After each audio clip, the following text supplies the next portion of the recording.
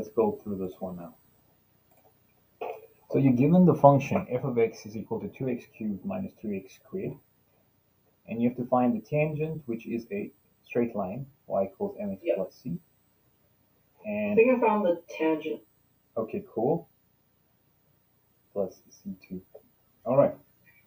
So to get the tangent, we have to first get the gradient, right? So the first thing we want to get is the gradient, and in order to do that, we are going to derive this function, and we're going to get the gradient function.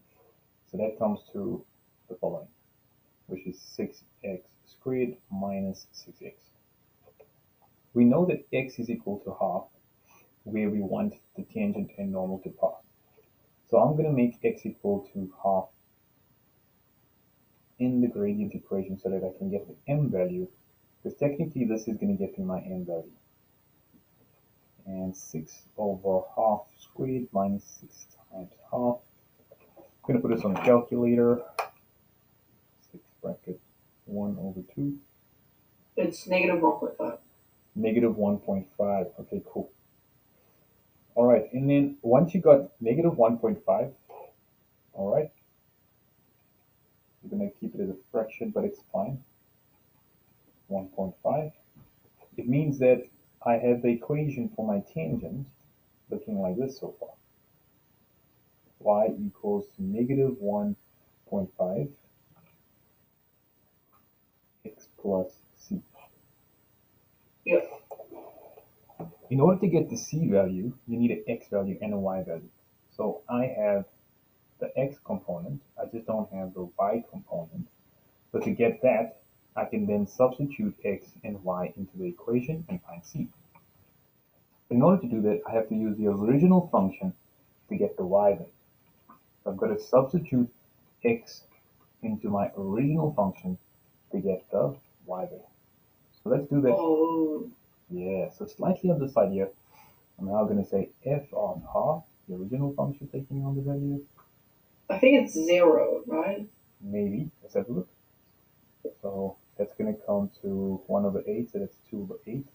And then minus, that's 4, so minus 3 over 4.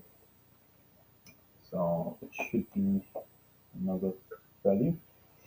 2 and 1. I'm just going to create my calculator anyway. Just not sure about this. 1 over 2 cubed minus 3, 1 over 2 squared.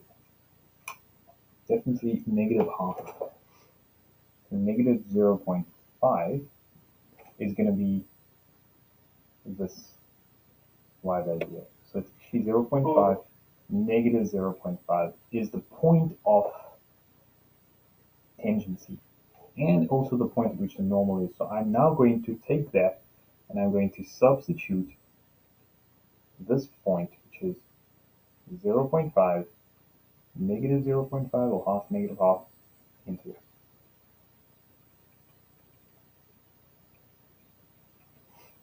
And so negative 0.5 plus 1.5 times 0.5, moving it over, becomes 0.25. And that's going to be my c value. So my tangent is going to be y equals to negative 1.5 x plus 0.25.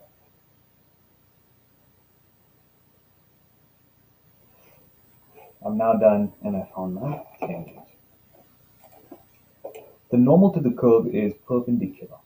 So the gradient is found by taking this gradient and finding the negated inverse. So the negative inverse of that gradient. And that's going to be, so negative 1.5, basically negative 3 over 2, which is the gradient. If I want to find the negated inverse, it's going to be 2 over 3. So this is going to be the starting point of that. If I go to my normal function, it's going to be y equals 2 over 3x plus c. And what I want to do is now substitute that exact same point in there because it's passing that point. So I've done the hard work to get the y value. I can just re-substitute this in here, x in there, y in there. And so this gives me negative 0.5 equals 2 over 3. 0.5 plus c. Let's see if we can get the c out here. 0.5 minus 2/3 times 0.5 is 1/3.